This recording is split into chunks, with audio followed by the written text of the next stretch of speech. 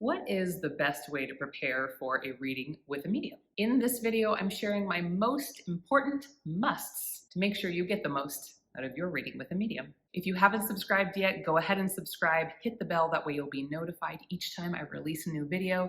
I share my readings so you can see me in action, spiritual how-tos, guided meditations, and more. Before every reading I give, I always prep my sitters so that they know exactly what to expect during the reading and what their role is during the reading. Okay, so the first thing we have to talk about is how this whole mediumship works, at least at a high level, so that you can be prepared as a sitter. Here's how it works for me. I am seeing, hearing, feeling, sensing, knowing, sometimes tasting or smelling spiritual impressions, little tidbits of information being sent to me from spirit, and I'm receiving them in a subjective way. That means it feels like it's my imagination, it's in my mind, right? So when I'm seeing this, I'm kind of seeing it in my mind. When I'm hearing this, I'm kind of hearing it in my mind. It's important to understand that this information comes in little tidbits of information. It's not the same as talking to you right now, the way you hear every single word in a sentence, or the way you see my face so clearly. Usually I see kind of an image of someone almost behind like a veil, or I hear a word, sometimes a phrase, or sometimes claircognizantly, I just know when I'm speaking and channeling so fast, I don't even have time to think about it. And here's the next thing to know. Spirit will work off the medium's frame of reference, their experiences, their memories. Spirit will use the things that are most familiar to you from your experience and your memories as a medium. I share all of this to let you know that mediums are interpreters.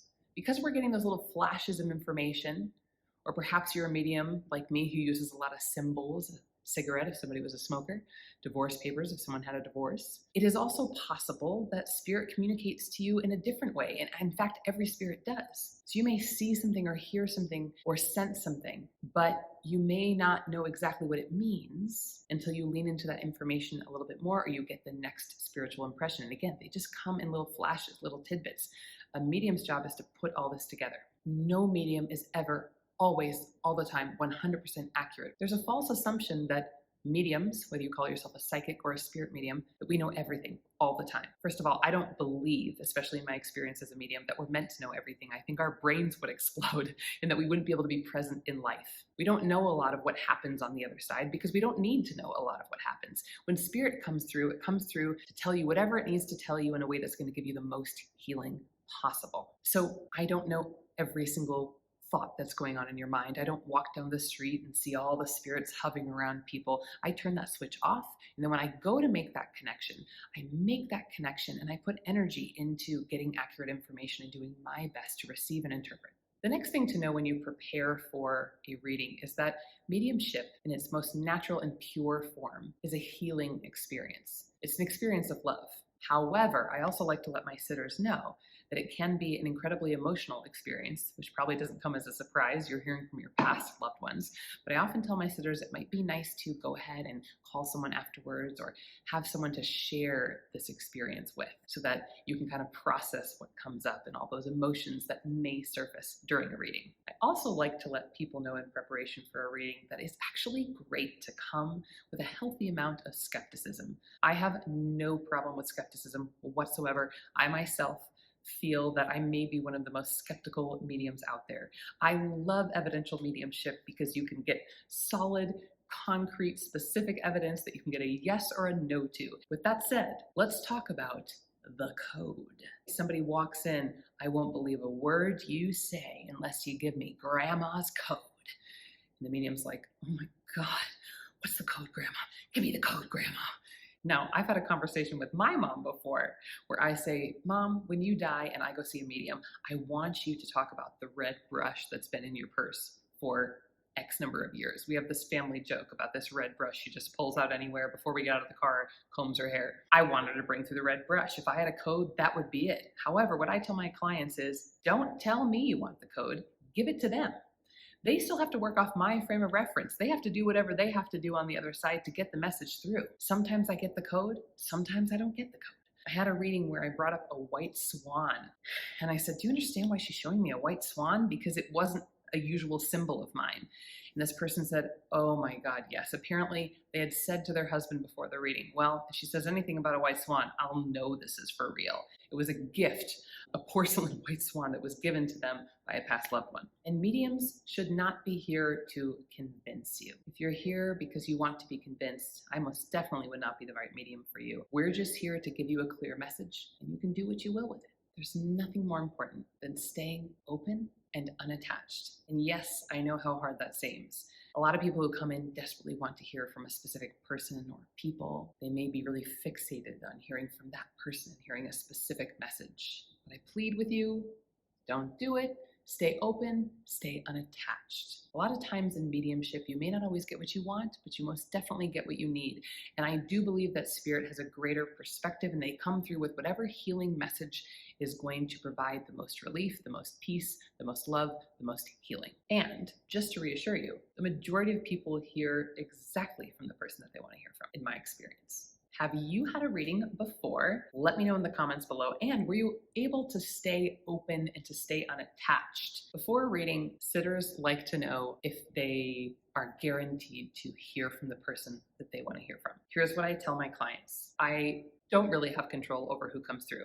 Now, I know that there are other mediums who will sit down and say, who do you want to hear from? What's their name? And then go ahead and start channeling. I've actually seen this done well. My issue with this is that I don't feel it's as powerful in terms of the evidential validation. If somebody says to you, I really want to hear from my dad, his name is Dave, then you can say, oh yeah, I got Dave right here, and go ahead and start bringing through the evidence. Now, if the evidence is spot on, then that may feel really great to you. For me, I really like to lean into spirit having that greater perspective about who is going to have the most healing effect on this person and the message that's going to have the most healing effect on the person.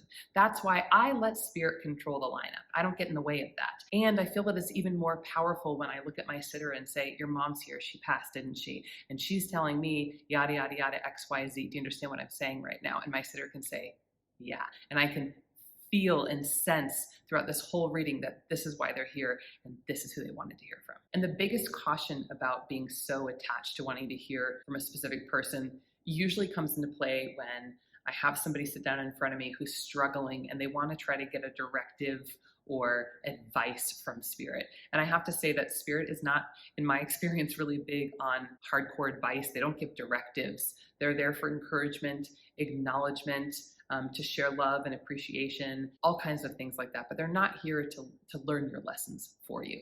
And so if you go into mediumship reading looking to have your problem solved by a specific answer or directive, I can tell you it's not going to happen. One of your roles during the reading, and that is how you respond to the information that's coming through from the medium. I let my sitters know that it is incredibly important for them to respond in only 3 ways: yes, no, or I don't know. I'm going to be bringing through information saying, I'm hearing that this was XYZ, I'm seeing blah, blah, blah. Do you understand what I'm talking about right now? You would say yes if it's true, no if you don't understand why I'm seeing that, or if you think you might understand but you're not quite sure, you would say maybe or I don't know. There's 2 important reasons for this. Number 1, you don't want to do what we call feed the medium. Sometimes people get really excited when you're connecting with their loved ones and they want to help out by jumping in saying, well, that's my Aunt Sheila.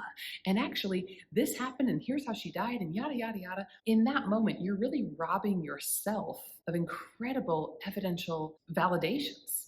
And that is the healing power of mediumship, for this medium to be bringing through information they couldn't possibly know so that you truly know your loved one is here with you in spirit and that you're not alone and that you can believe these messages that are coming through. A good example of this is sometimes I've had people get on the line and say, I'm so excited for this reading. It's my birthday today. Well, I did a reading for a young woman whose father had passed, and the last piece of evidence he gave me in closing was happy birthday, because that day was her birthday. And she hadn't told me before the reading, and so I could bring that validation through. But if she had announced it at the beginning, she would have missed out on that really genuine, authentic birthday wish that, trust me, meant so much to her. The other reason that you want to stick to yes, no, or I don't know. When a medium is working and bringing through your loved one, they're not in a thinking state. We say if you're thinking, you're not linking, right? You want to have a strong connection to the spirit that you've linked to. And if somebody's talking to you a lot, feeding you information, asking you questions is a big no-no for me. It pulls you out of that state of receiving and it puts you into a state of thinking. And that's every medium's worst nightmare, because that's when we have to ask the question, is this me or is this spirit? Always stick to yes, no, maybe. Something you can do to prepare before your reading is spend a little time thinking about the person that you would like to hear from during your reading. It can help to think about aspects of this relationship with them that were important to you, memories, keepsakes, anything that you think will freshen your memory. Sometimes when a sitter is listening so intently to a medium and they're so excited about the information coming through, they can literally have sitter amnesia where they can't remember some specific evidence. I can't tell you the number of times somebody has written to me later and I can't believe I forgot, but I know exactly what you're talking about now, or wait, that name or that piece of evidence does make sense. So to jog your memory and freshen everything in your mind about this person you want to hear from could be helpful during the reading. And lastly, if you are uncomfortable or unhappy with a reading in any way, I like to give the advice that 15 minutes in, be honest and say so. If this is an ethical medium, they should let you know that they can either reschedule and try again, or maybe even refund you if you haven't had a great experience. If you're interested in hearing more about my work, go ahead and head to my website, mediumshipwithmel.com. You can check out my services page, or perhaps you're interested in developing your skills. You can download my free guide below if that's the case. It's called 3 Easy Exercises to Strengthen Your Clairs and Speak to Spirit. Be sure to check out my next video. And I'd love for you to leave a comment below about what resonated with you most from this video. Subscribe if you haven't subscribed. Give me a like if you liked this video. And of course, click that bell if you haven't yet so that you get notified the next time I release a juicy mediumship video.